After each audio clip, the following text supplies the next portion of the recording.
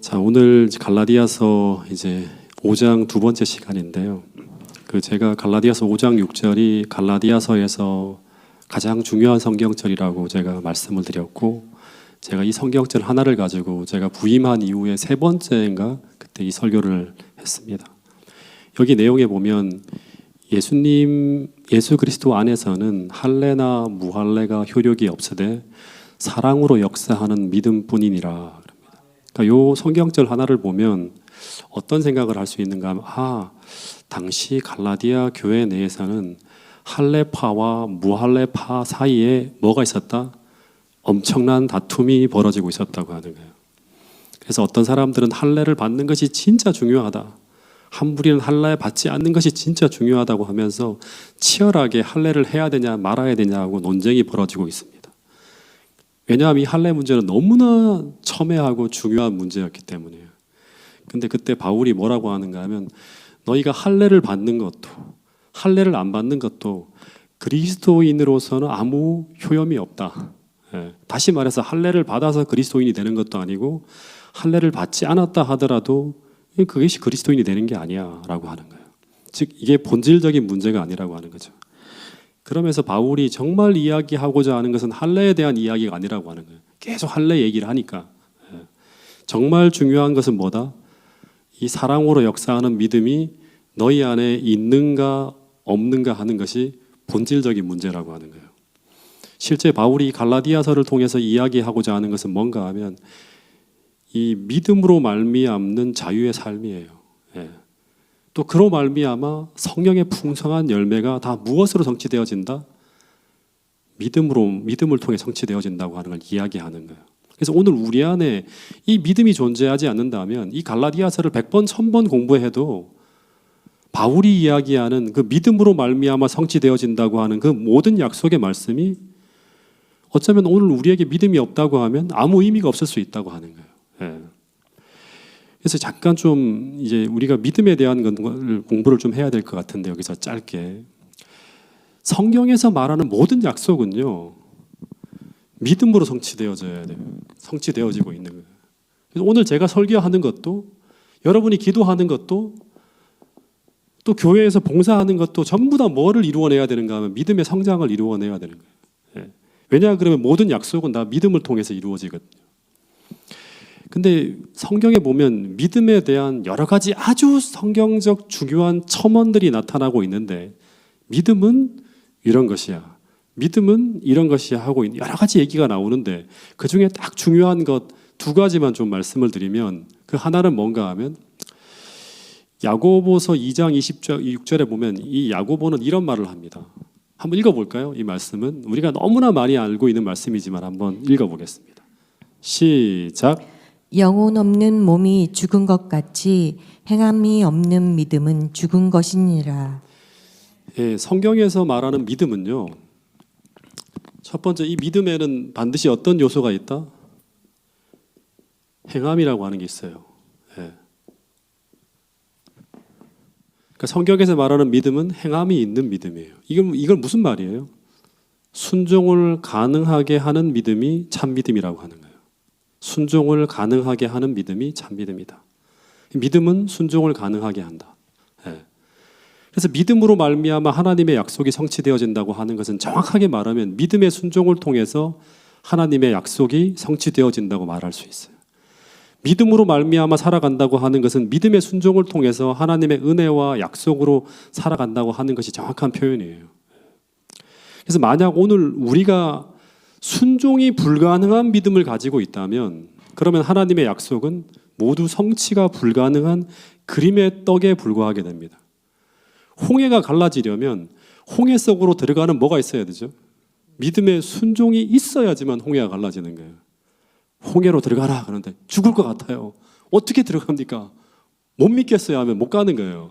믿음이 없다고 하는 거죠. 나만 장군이 병을 나으려면, 그를 향한 하나님의 약속이 성취가 가능하려면 어떻게 해야 돼요? 요단강에 7번 들어가는, 7번이라고 하는 건 철저하게 순종하는 거예요. 7번 들어가는 믿음의 순종이 있어야지만 병이 낫는 거죠. 예. 내가 그걸 믿는다 하더라도 순종하지 않으면 어떻게 돼요? 병이 나을 수가 없는 거예요. 예. 여리고성이 무너지려면 그 위험한 여리고성 앞에 7번씩 한 번, 마지막 7일째는 7바퀴를 도는 믿음의 순종이 가능해야지만 어떻게 될 수 있어요? 여리고성을 무너뜨릴 수 있어요. 하나님의 능력으로. 그래서 이 순종이라고 믿음이라고 하는 것은 반드시 행함을 통해서 믿음을 어떻게 한다? 입증시키는 거예요. 그 안에 있는 거. 이게 마지막 시험 때도 똑같은 거예요. 근데 이 순종을 가능하게 하는 이제 이 믿음을 행함이 있는 믿음을 무슨 믿음이라고 해요? 우리는 삶 믿음이라고 합니다. 행함을 가능하게 하지 못하는 믿음은 그럼 무슨 믿음이에요? 죽은 믿음이라고 사도 야고보는 얘기해요. 근데 이 순종을 가능하게 하는 살아있는 믿음은 어떻게 만들어지는가? 갈라디아서 5장 6절이 그 답을 주고 있는 거예요. 갈라디아서 5장 6절에서 바울은 말하기를 그 믿음은 어떤 믿음인가 하면 사랑으로 역사하는 믿음이라고 하는 거예요. 그래서 이 두 가지 성경절을 제가 조합하여 보면 성경적 믿음은 그냥 믿음이 아니라 우리의 순종을 가능하게 하는 믿음인데, 그런데 그 순종을 가능하게 하는 삶 믿음은 어떻게 만들어지는가? 그것은 그리스도를 사랑하는 마음 가운데서 만들어지는 믿음이라고 하는 거예요. 성경적 믿음은 오늘 우리 안에 진짜 여러분들 앞에 정말 간절하게 말씀을 드리는데 그리스도에 대한 깊은 사랑이 담기지 않으면요 생겨날 수가 없습니다. 사랑에서 역사하고 만들어지는 믿음뿐이니라 그랬거든요. 예. 즉 하나님이 존재한다는 이 지성적인 믿음은 만들어질 수 있어도 우리로 순종하기 어려운 지점에서도 주님을 믿고 순종하게 하는 그 삶 믿음은 오직 그리스도를 사랑하는 그 사랑을 통해서 만들어진다고 하는 거예요. 예.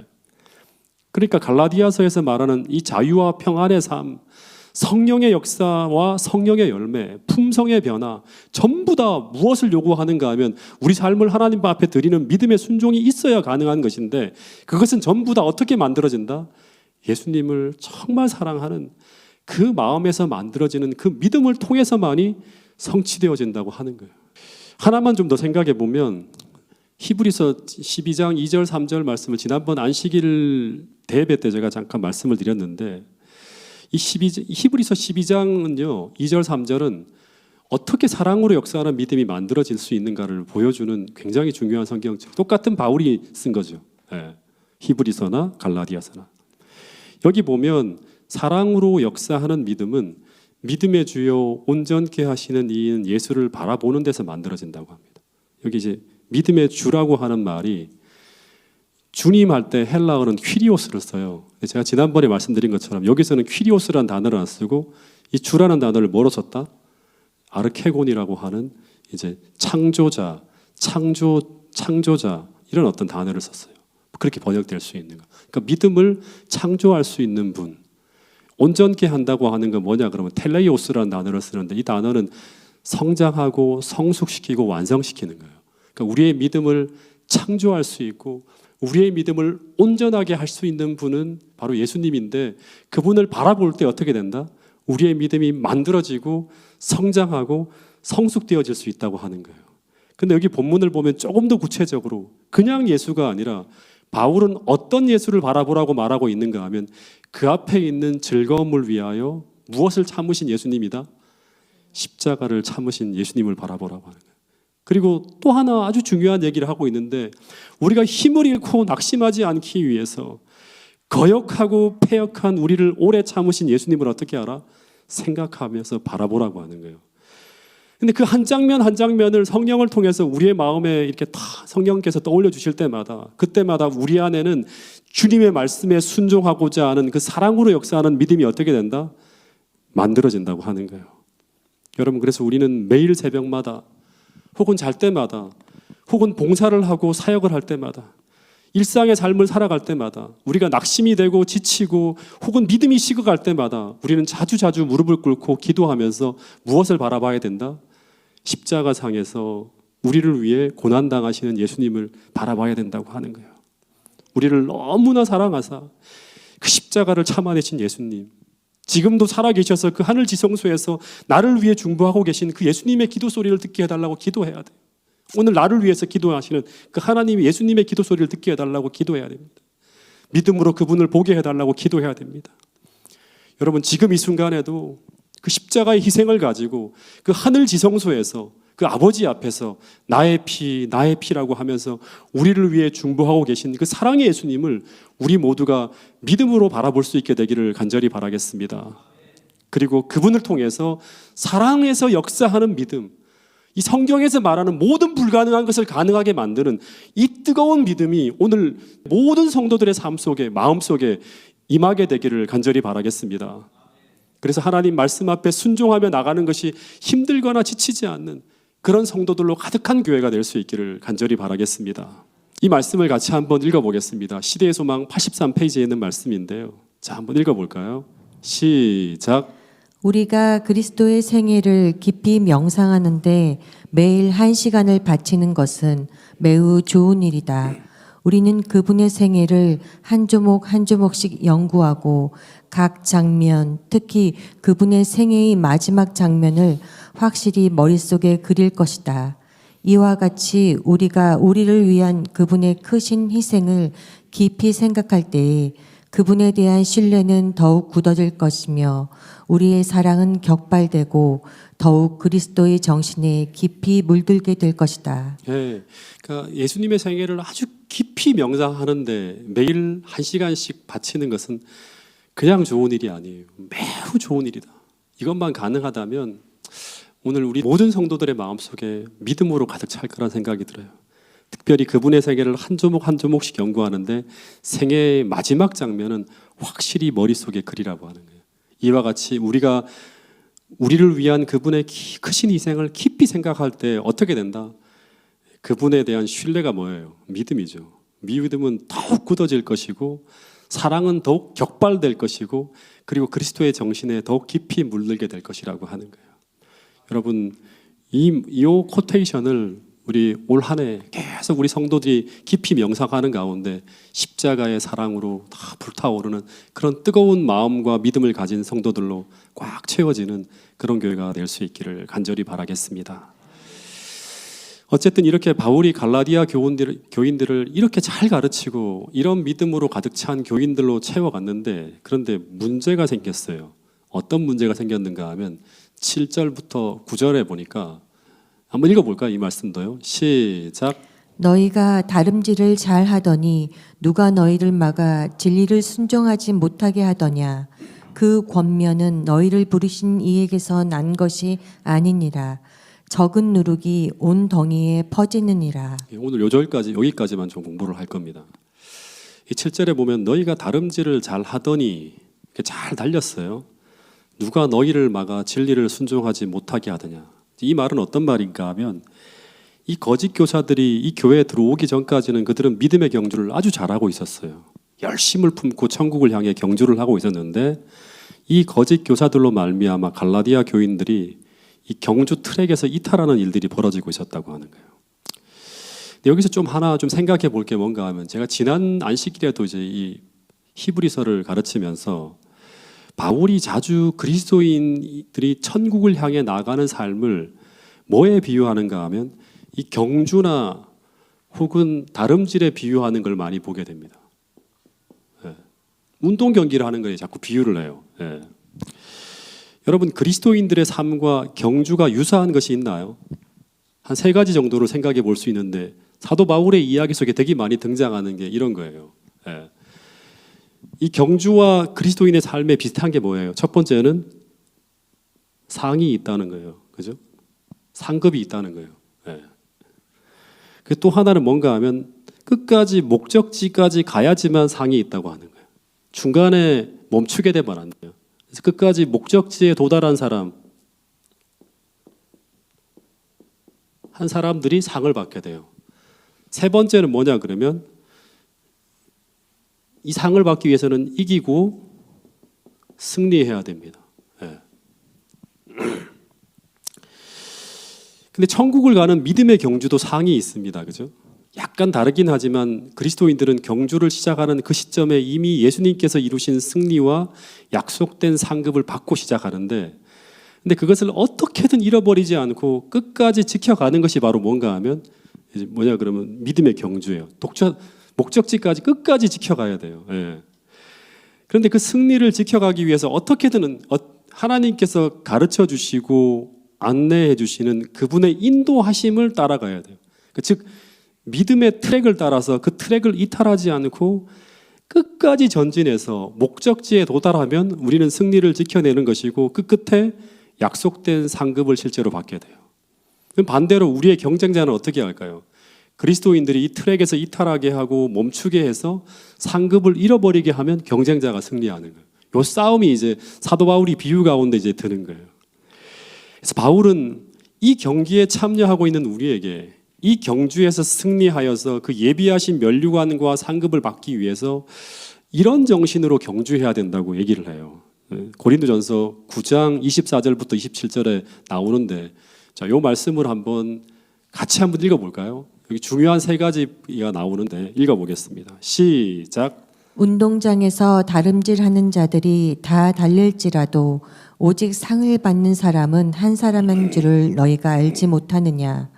너희도 상을 받도록 이와 같이 다름질하라. 이기기를 다투는 자마다 모든 일에 절제하나니 그들은 썩을 승리자의 관을 얻고자 하되 우리는 썩지 아니할 것을 얻고자 하노라.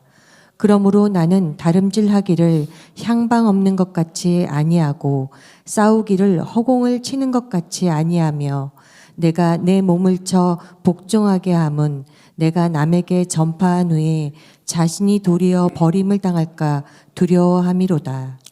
여기 보니까 운동장에서 다름질을 하는 자들이 다 달릴지라도 오직 상을 받는 사람은 한 사람인 줄을 내가 알지 못하느냐. 이 말은 승리해야 받는다고 하는 거죠. 근데 고린도전서 9장 23절부터 27절에 보면 사도 바울은 경기에서 승리하기 위해서, 그러니까 다시 말하면 믿음의 경주에서 약속된 상을 받기 위해서 이와 같이 달리라고 하면서 세 가지를 이야기하고 있어요. 첫 번째는 뭐예요? 경주에 승리하기 위해서 이 상을 받기 위해서 세 가지를 이야기하는데 첫 번째는 뭐예요? 네, 첫 번째는 뭐냐 그러면 절제하라고 합니다. 여러분 이 말씀들을 좀 마음에 좀 잘 새기면 좋을 것 같아요. 네. 절제하는 것의 반대가 뭐죠? 방종하는 거죠. 방종하는 것이라고 하는 건 뭐예요? 내가 원하는 것, 내가 하고 싶은 것 다 참지 않고 다 행하는 거예요. 근데 믿음은 오늘 우리로 하여금 더 멀리 있는 곳까지를 내다보게 하면서 그 더 가치 있는 것을 얻기 위해서 현재 내가 갈망하는 작은 욕망들을 참고 포기하는 게 바로 뭐예요? 이게 절제예요. 근데 이걸 믿음이라고 얘기해요. 믿음이라고 하는 것은 가까운 데 있는 것을 그냥 막 중요한 걸 막 담는데 그게 아니라 믿음은 저 멀리 있는 데 것을 보면서 그 상급을 바라보고 오늘 현재 어려움들을 견디고 참고 내 욕망을 절제하는 거예요. 근데 바울은 오늘 우리에게 말하기를 오늘 우리가 달리고 있는 이 믿음의 경주에서 우리가 승리하기 위해서 어떻게 해야 된다?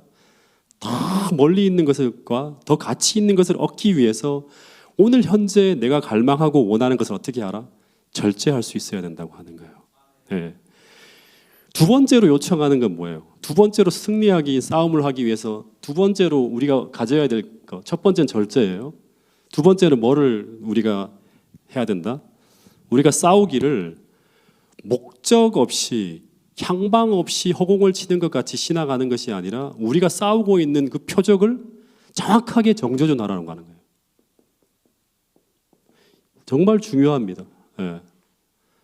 막 우리가 뭐를 위해서 가는지도 모르고 향방도 없고 방향도 없고 그냥 허공을 치는 것이 막 이렇게 하는 게 아니라 오늘 우리가 싸우고 있는 그 표적, 우리가 달리고 있는 그 표적을 정확하게 조준하라고 하는 거예요. 지금 우리가 누구와 싸우고 있는지, 혈육이 아니라 보이지 않는 악의 영들을 상대하고 있는지, 아니면 그냥 말 그대로 싸움의 표적도 없어요. 이렇게 하면 안 되는 거예요. 예. 우린 지금 누구하고 싸우고 있는지, 누구에게 대해서 승리해야 되는지 그 표적을 정확하게 해야 되는 거예요. 그리고 지금 우리 삶이 어디를 향해 가는지 불분명한 목적지가 아니라 분명히 존재하고 있는 그 하늘을 향해서 내가 가고 있다고 하는지, 내가 그런 신앙의 자세를 가지고 오늘 매일매일 그 길을 향해서 가고 있는지 분명한 목적지와 목표를 향해서 전진하고 싸우고 나가라는 거예요. 네, 정말 중요합니다. 세 번째는 제일 중요한 것 같아요. 세 번째는 어떻게 알아? 세 번째는 어떻게 알아? 그 썩지 아니할 면류관을 얻기 위해서 가장 중요한 게 뭐예요? 내가 내 몸을 처 복종해야 된다고 하는 거예요. 예. 내 몸을 찾아 뭐야 이건? 자기 포기예요. 내 몸을 쳐서 복종해야 된다고 하는. 이 말은 내 몸을 쳐서 복종해야 된다고 하는 이 말은 뭔가 하면 경기에 참여하고 있는 오늘 우리의 싸움은 상대와의 싸움도 있지만 상대하고 싸우고 있어요. 근데 먼저는 누구와의 싸움이다? 나와의 싸움에서 매일매일 승리해야 된다고 하는 거예요. 예. 하나님을 위해 살기 싫어하는 나, 싸워서 이겨야 돼요. 하나님이 가르쳐 주시는 그 목적지를 향해 가기 싫어하는 나, 하나님께 자신을 드리기를 거부하는 나와 더불어 싸워서 내 의지를 꺾고 굴복해서 하나님 앞에 다 드리기까지 온전히 싸워 이겨나가라고 하는 거예요. 예. 여러분 실제 사도 바울은 로마서 7장에서 뭐라고 했어요? 끝없이 갈등하고 있을 때마다 어떻게 했어요? 나는 날마다 어떻게 한다? 하나님 앞에 죽는다고 하는 거예요. 갈라디아서 2장 20절에서는 무슨 말을 하고 있는가 하면 내가 그리스도와 함께 어떻게 했다? 십자가에 못 박혔다고 하는 데서부터 신앙이 시작된다고 하는 거예요. 예. 어쩌면 우리의 믿음의 경주에서 우리가 승리하기 위해서 우리가 가장 치열하게 싸워야 될 대상은 바로 이 자아라고 하는 존재임을 우리 모두가 기억해야 돼요. 이 싸움에서 우리가 날마다 우리 자신을 하나님께 드림으로 말미암아 승리하고 있다면 우리는 절대 트랙에서 이탈하지 않고 어디로 간다? 하늘을 향해 순항할 것이라고 하는 거예요. 여러분 매일매일 어떤 누구하고 싸우는 것보다 제일 중요한 게 아침마다 기도하면서 성령의 충만함으로 내 모든 의지가, 내 모든 욕망들이 하나님을 사랑하는 그 마음에 다 압도되어질 수 있도록 그렇게 성령 충만함을 날마다 구할 수 있는 여러분과 저가 될 수 있기를 간절히 바라겠습니다. 하나님을 위해 기쁘게 순종하고 하나님을 위해 기쁘게 내 자신을 내려놓을 수 있는 그런 사람들로, 그런 믿음의 사람들로 가득 차 있는 곳이 될 수 있기를 간절히 바라겠습니다. 7절에 보면 이 갈라디아 교인들이 잘 달리고 있었어요. 근데 갑자기 7절 후반에 보면 어떤 방해자가 등장하면서 누가 너희를 막아 진리를 순종하지 못하게 하더냐 하면서 온 교회가 이 트랙에서 쫙 이탈하게 됩니다. 근데 이 믿음의 경주가 단순히 즐기는 스포츠와 다른 것은 이 경주가 그냥 즐기는 오락이 아니라 우리의 영원한 생명이 달린 거예요. 죽느냐 사느냐의 문제가 달린 굉장히 위험한 경주예요. 그래서 우리는 여기에 참여하고 있어요. 우리는 알든 모르든 여기서 지거나 패하거나 이 경주에서 완주하지 못하면 상이 없어요. 그리고 이 교회 전체가, 갈라디아 교회 전체가 상을 잃어버릴 수 있는 상황에 처한 거예요. 근데 이 상은 받아도 되고 안 받아도 되는 것이 아니라 이 상은 우리가 반드시 얻어야 되는, 우리 시조가 빼앗겼던 영원한 생명이에요. 우리는 어떻게든 끝까지 가야 돼요. 이기고 승리하고 하나님이 주시는 상을 받아야 돼요. 거기서 다 만나야 돼요, 우리가. 근데 사단은 우리가 이 상을 받지 못하도록 하기 위해서, 이 경주에서 완주하지 못하도록 하기 위해서 이 경주에서 이 교회가 트랙에서 이탈하도록 갈라디아 교인들을 계속 이제 하는 거예요. 특별히 이 마가라고 하는 단어가 어떤 단어인가 하면 원어를 보면 항로를 따라가던 배가 이 배를 저지하다라고 하는 군사 용어래요. 그러니까 예를 들면 적군의 진로를 막기 위해서 길을 끊거나 다리를 파괴하는 의미를 담고 있는 단어가 바로 이 마가라고 하는 단어예요. 근데 어떻게 막았는가? 거짓 교사들이 이 교회가 하늘로 가는 길을 끊기 위해서 그 진로를 막기 위해서 행한 것이 무엇인가 하면 첫 번째는 어떻게 한다? 사단이 이 교회를, 그 갈라디아 교회를 막기 위해서 쓴 게 뭐냐 그러면 제일 중요한 단어가 진리에 순종하지 못하게 막다는 거예요. 막아서 이 교회 교인들로 하여금 하나님 말씀에 순종하지 못하게 했다고 하는 거예요. 근데 이들이 행한 것이 무엇인가 하면 이들은 하늘로부터 온 권면이 아니라 인간이 만들어낸 교훈으로 성도들을 가르치고 있었다고 하는 거예요. 여러분, 그래서 오늘 이 마지막 때 진짜 혼란한 시기를 우리가 살고 있는데 수많은 설교를 듣잖아요. 근데 오늘 우리가 듣는 모든 설교와 모든 가르침과 모든 교훈이 오늘 우리에게 사랑하루 역사하는 믿음을 만들어서 그리스도의 가르침에 순종하게 하여서 끊임없이 주님께로 더 가까이 이끌어가게 해야 되고 하늘을 향해 전진하도록 해야 되는데, 그렇지 않고 진리를 순종하지 못하게 하는 그런 가마력을 가지고 있다고 하면 그것은 하늘로부터 온 교훈인지 아닌지를 우리는 의심해 봐야 돼요. 아무리 그것이 달콤하고 아무리 우리를 행복하게 하고 우리에게 감동을 준다 하더라도. 여러분, 그런데 9절에 보면 이들의 권면은 교회로 하여금 진리에서 떠나가게 하고 성도들로 하여금 불순종하게 작용하고 있었다고 하는 거예요. 그래서 이 권면과 가르침을 바울은 뭐라고 했죠? 누룩이라고 했습니다. 이 누룩이 거짓 교사들을 통해서 교회 안에 심어졌을 때 어떤 일이 벌어지는가 하면 이 작은 누룩이 어떻게 된다? 교회 전체로 막 번져가는 거예요. 이 말은 어떤 말인가 하면 교회 전체로 번져간다고 하는 말이 무슨 말이에요?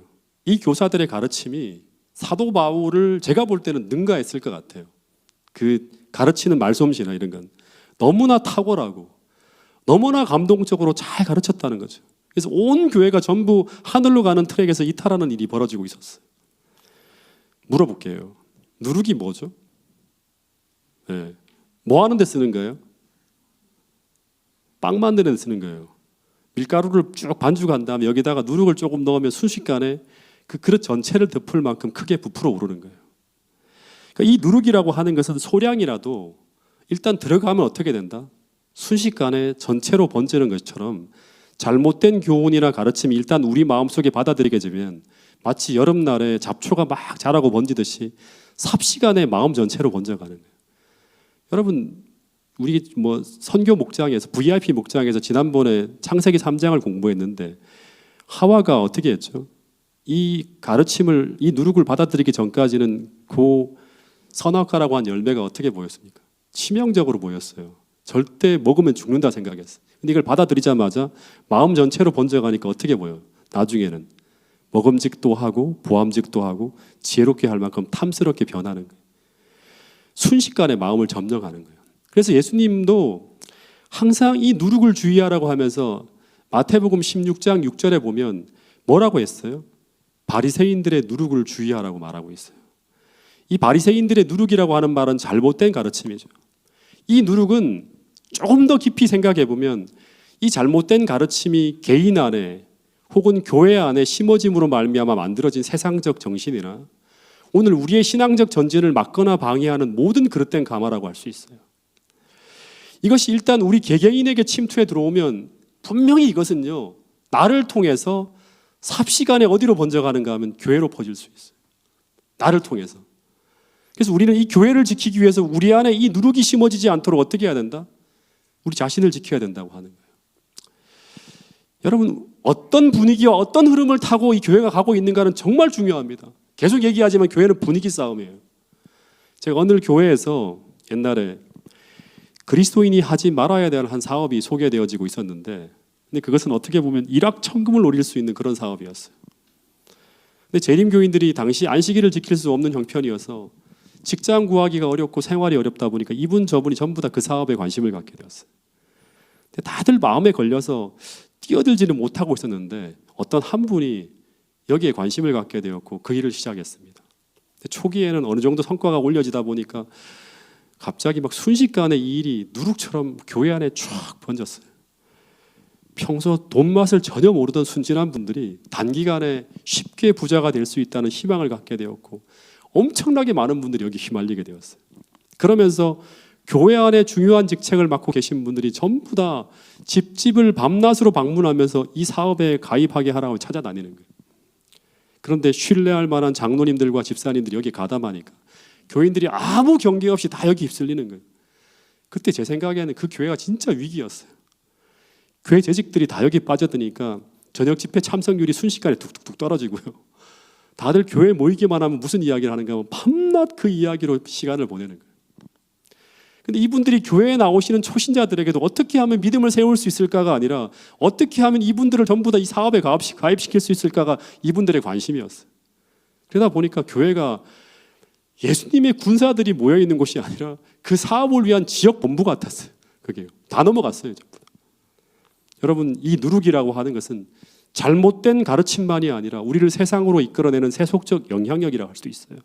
그래서 오늘 우리가 주님께로부터 오지 않은 어떤 교훈이나 가르침이나 정신이나 기타 모든 것들이 이 교회 안에 침투해 들어오지 못하도록 나를 통해 들어오지 못하도록 더 정직하고 더 진실하고 더 바른 어떤 신앙관을 가지고 하나님과 관계를 맺고 살아야 된다고 하는 것을 우리 모두가 잊지 않게 되기를 간절히 바라겠습니다.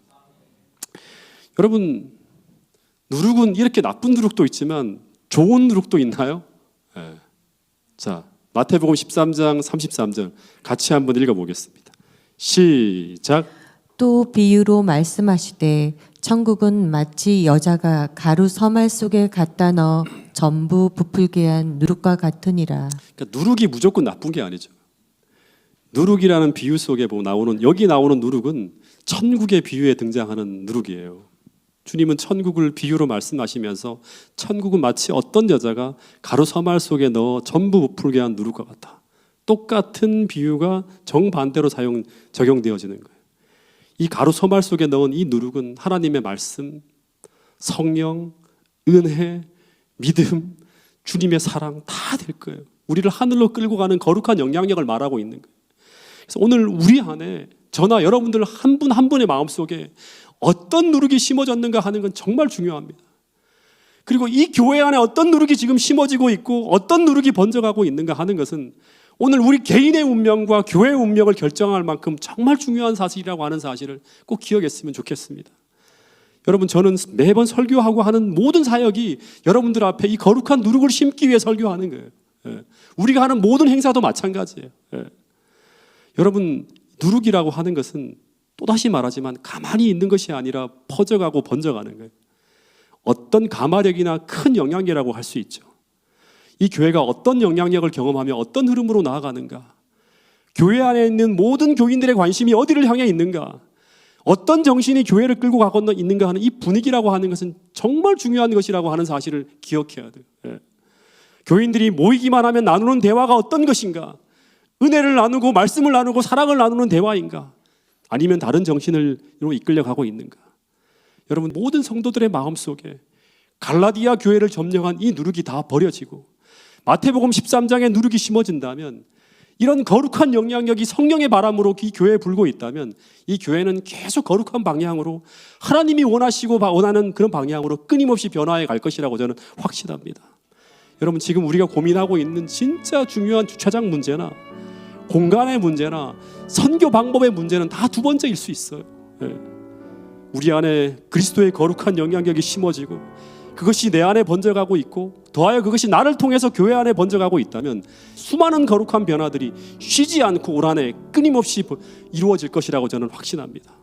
여러분, 그래서 오늘 하늘에서 온 이 거룩한 누룩이 교회에 심어지기 위해 먼저 여러분들 개인의 심령 속에 심어져야 된다고 하는 사실을 기억할 수 있게 되기를 간절히 바라겠습니다. 하나님의 말씀이 정복한 심령, 하나님의 말씀이 사랑이 지배하는 그 심령, 한 분 한 분이 되어서 그 거룩한 영향력을 가지고 오늘 하나님이 주신 그 같은 비전을 꿈꾸면서 오늘 우리 모두가 기도하는 그런 공동체가 될 수 있기를 간절히 바라면서 오늘 말씀을 줄이도록 하겠습니다.